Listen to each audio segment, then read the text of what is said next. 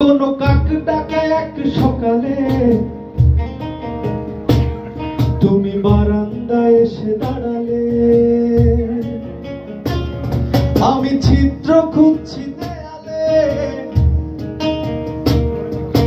তোমায় দেখবো বলে। তুমি অদ্ভুত এক খেয়ালে গাঢ় লাল টিপ দেখি কপালে, হঠাৎ আমার দিকে তাকালে আজ আমি ভয় পেলাম না তোমার থাকো। বাইরের মানুষ যতই ডাকু পর হইবা না কো। তুমি আমার বুকের ভেতর ধর্মনায়া থাকো। বাইরের মানুষ যতই ডাকু পর হইবা না কো।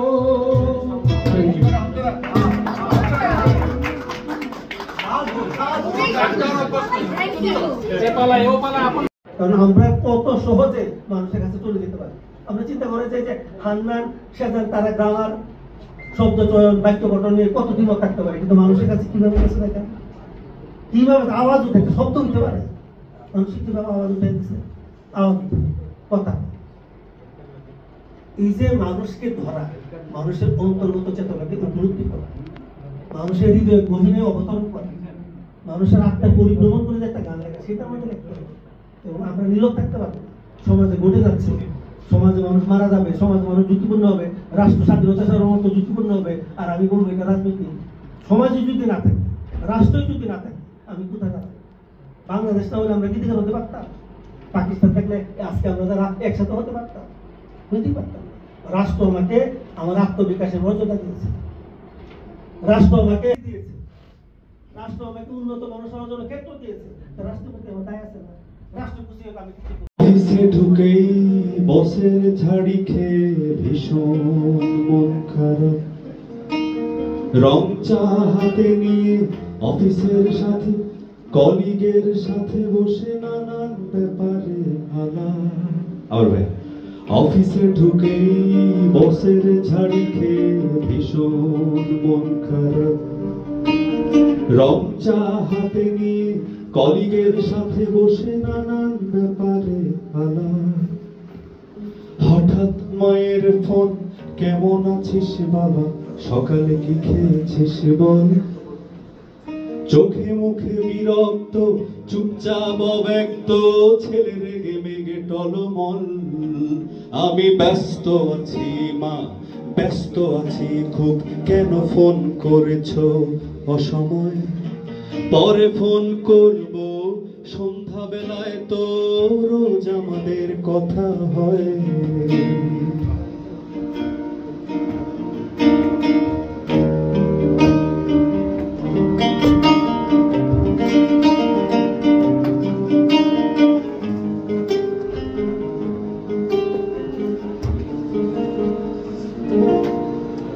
মা করেছিল ফোন, বাবার ওষুধ শেষ, বলতে পারেনি সে কথা।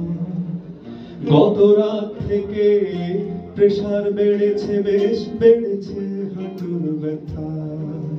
ছেলে বড় হয়েছে, শিক্ষিত মন, অফিসে নানান চাপে থাকে। বাবাকে ডেকে বলে, খোকা আছে ভালোই, সালাম দিয়েছে তোমাকে।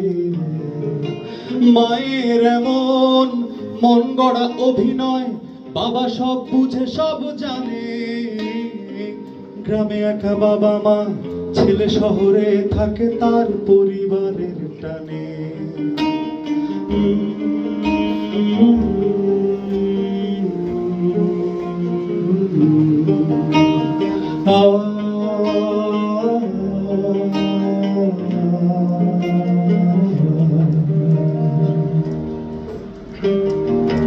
কবরটা শেষটা চলে যায়।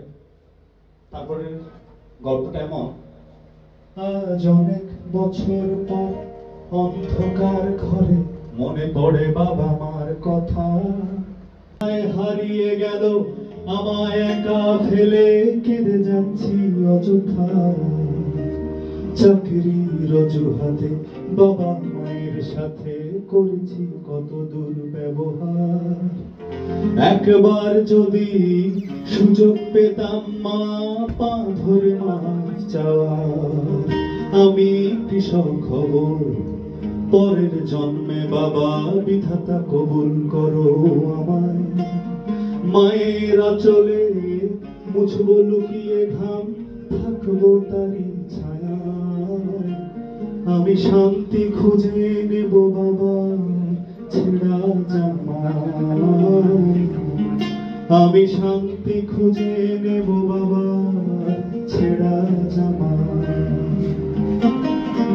আমি শান্তি খুঁজে নেব বাবা ছেঁড়া জামায়। আমি শান্তি খুঁজে নেব বাবা ছেঁড়া জামায়।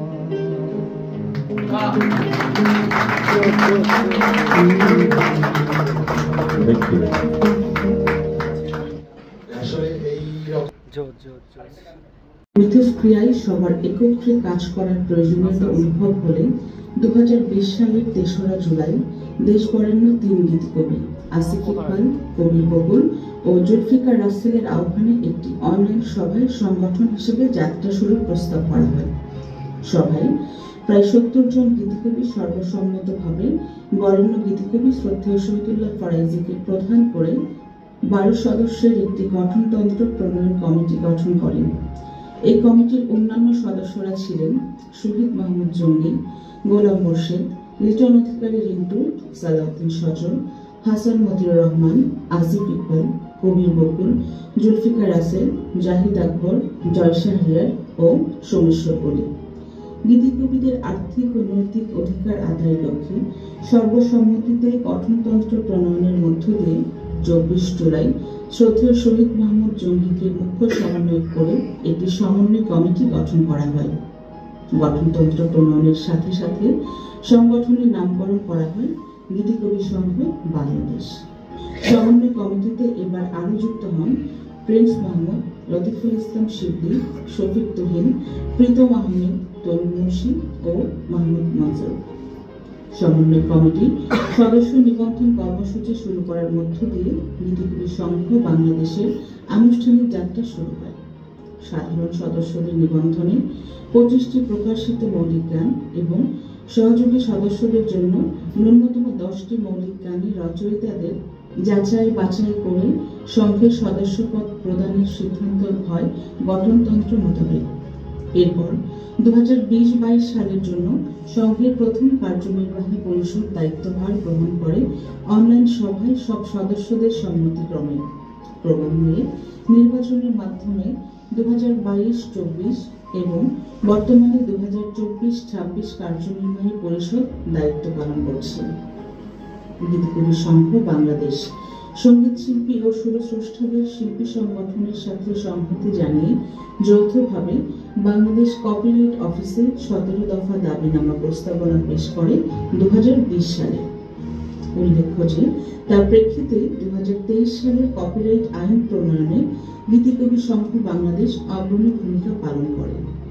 17 দফায় শিল্পীদের স্বার্থ রক্ষায় ডিজিটাল ক্যাটালগ প্রণয়ন, সিএমও কার্যকর করা, কপিরাইট আইনের আধুনিকায়ন, বরেণ্য শিল্পীদের মিউজিক্যালি ইম্পর্টেন্ট পার্সন হিসেবে সম্মান প্রদান, সরকারি হাসপাতালে বিশেষ চিকিৎসা সেবা প্রদান, রেডিও টিভিতে সম্মানী বৃদ্ধি, এফএম রেডিওতে রয়্যালটি প্রদান, সঙ্গীতের জন্য বিশেষায়িত মিলনায়তন নির্মাণ, সঙ্গীত গবেষণা ইনস্টিটিউট নির্মাণ, বিশেষায়িত সঙ্গীত পুরস্কার প্রণয়ন, বিশেষ বীমা স্কিম চালু সহ বিভিন্ন গুরুত্বপূর্ণ দাবি পেশ করা হয় সরকারের কাছে, যেগুলো আদায়ে সংঘের কার্যক্রম চলমান রয়েছে।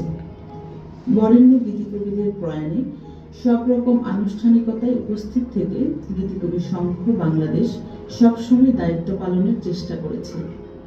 2022 সালে শিল্পকলা একাডেমির সাথে যৌথভাবে গীতিকবি সংঘ বাংলাদেশ বরেণ্য গীতিকবি শ্রদ্ধেয় গাজী মাজহারুল আনোয়ারের স্মরণ অনুষ্ঠান আয়োজন করে। একই বছর জুন জুলাই মাসে জাতীয় সঙ্গীত ঐক্যের ব্যানারে গীতিকবি সংঘ বাংলাদেশ, অপর দুই সংগঠন সিঙ্গার্স অ্যাসোসিয়েশন অব বাংলাদেশ ও মিউজিক কম্পোজার্স সোসাইটি বাংলাদেশের সাথে যৌথভাবে সঙ্গীতের জাতীয় সম্মেলন আয়োজন করে চট্টগ্রাম ও ঢাকায়। এছাড়াও সংঘের সদস্যদের সম্পর্ক উন্নয়নে পারিবারিক মিলন মেলা, বার্ষিক সাধারণ সভা ও ইফতার মাহফিল আয়োজন করা হয় প্রতি বছরই। 2024 সালে সংগঠনের পক্ষ থেকে 130 জন সম্মানিত সদস্যদের সংক্ষিপ্ত পরিচিতি, তাদের জনপ্রিয় 10টি গানের শিরোনাম এবং একটি পূর্ণাঙ্গ গীতিকবিতা নিয়ে গীতিকবি সংঘ বাংলাদেশ প্রকাশ করে গ্রন্থ সংঘজনের গীতিকবিতা। বাংলাদেশে গীতিকবি ও তাদের কাজের উপর যা এখন পর্যন্ত সবচাইতে উল্লেখযোগ্য দলিল। বর্তমান কার্যনির্বাহী পরিষদ দায়িত্ব গ্রহণের পর 2025 সালে সংঘের অফিসিয়াল ওয়েবসাইটের আত্মপ্রকাশ ঘটে, যার URL হল